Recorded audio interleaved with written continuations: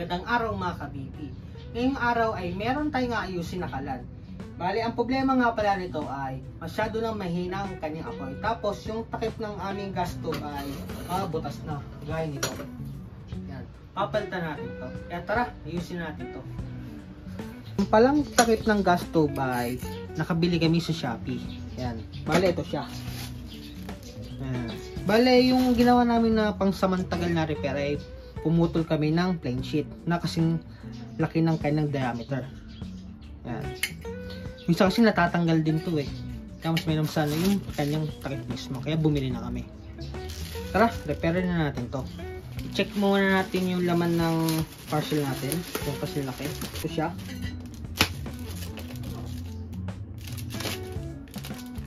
Buksan natin to. Yan, ito yung actual niya. Testing natin. Yan. Lapat naman siya guys. Yan. Sakto yung nabili natin. Palang una natin gagawin dito ay lilinisin. Para mawala yung mga alikabok niya. Tapos yung mga kalakalawang. Tara, alisin natin to.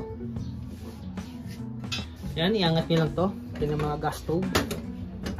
Yan, kung mapapansin nyo, puro libag na. Kailangan talaga i-maintain. Maintenance pala. Alisin din natin to. Siguraduhin nyo lang na nakapatay na yung gas stove niya bago nyo tanggalin matakip para sigurado. Bala, ito na yung problema niya. Masyado nang mahina yung buga ng apoy. Nababarahan na kasi. Ayun o, puro libag na. Kailangan natin siyang linisin na. Yung palang muna natin gagawin dito ay ibabacuum muna para mawala yung mga kalakalawang. Yan. Kaya tara, i-vacuum natin to. Bale, ito pala gagamitin natin na vacuum. Tara.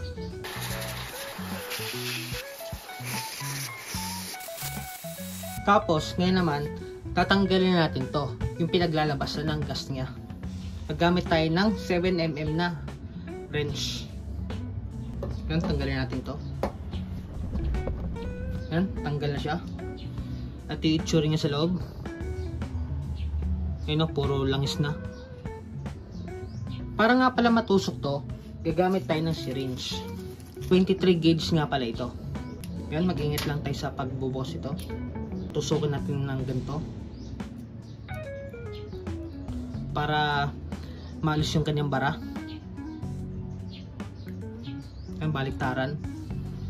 Pero bago yun, tanggalin muna natin lahat para isang gawaan lang. Tara, ulitin lang natin kasi iba pa. Yan, tanggal na rin. Kung ayaw matanggal ito, gamit na lang kayo ng lubricant para matanggal. Yan. Lilinisin natin to. Yan. Tapos natin siya tanggalin. Ngayon naman, lilinisin natin to gamit ng syringe. Isa-isa natin to tutusukin para matanggal yung kanyang libag. Matagal na kasi to. Simula nung nung nabili. Ngayon lang to malilinisan. Kaya sobrang hina na ng kanyang apoy. Tumutusok naman. Tumatagos. Mamaya sobrang lakas na nito. Nalinisan na eh. Ulitin lang natin to sa iba pa. Yan. Tusok na tusok. Ngayon naman sasabunin natin yung kanyang mga takip. Tara. Isa-isa pa na natin itong linisin para hindi sila magkapalit-palit. Kasi napansin ko yung butas niya magkakaiba ng sukat. Kaya para sigurado, isa-isa na lang. Baka kasi magkalo-halo pa eh. Sabunin na natin. Brush natin to para matanggal yung kanyang mga langis-langis. Ulitin lang natin to sa iba pa. Yan, ayos na. Idamay na din natin to para isang linisan na lang. Yan. Puro kalawang.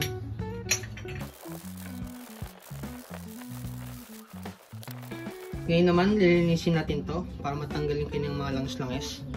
Gamit tayo dito ng brush. Brush lang natin. Tatal lang na wag mapasukan na libag yung pinaglalabas ng gas. Takpan nyo lang ng daliri para sigurado. Yan, paulit-ulit lang natin itong gagawin. Hanggang sa matapos. Joy! Baka naman!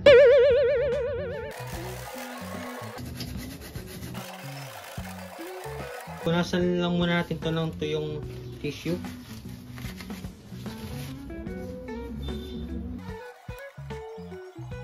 Gagamit din tayo ng ganito para matanggal yung mga singit-singit na libag.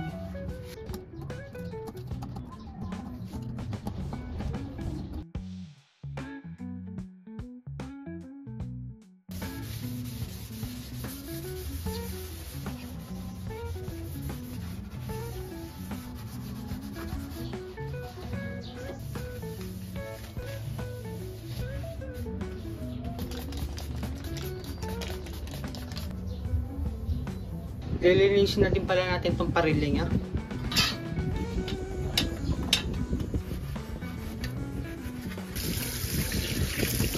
I-vacuum ulit natin to bago natin ikabit yung kanyang nozzle.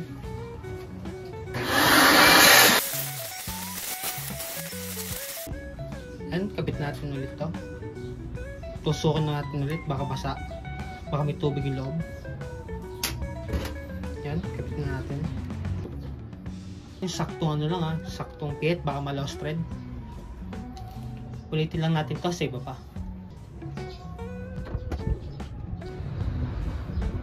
Yan, ayos na. Balik na natin yung kanyang burner.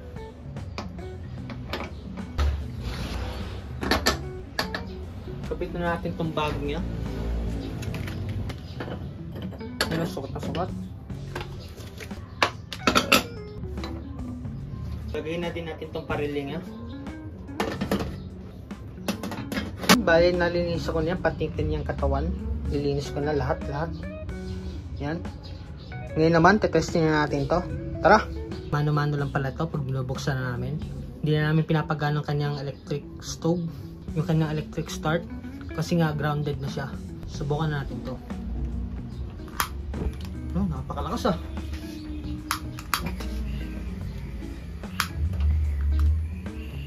Lakas guys ng kanyang apoy. Ayun pinatay ko muna guys yung ilaw para makita nyo na actual. Diba sobrang lakas nung nalinisan natin. Hindi ko lang kasi guys na video nung bago to linisan. Pero sobrang hina talaga nun. Hindi kagaya nito sobrang lakas Hindi, mabilis na tayo ngayon makakaluto. Dati kasi nung bago to linisan talagang napakahina. Ngayon sobrang lakas Sarap nito magluto. Dito na guys magtatapos ang aking vlog. Sana guys nagustuhan nyo ang aking content. Hanggang sa muli, paalam!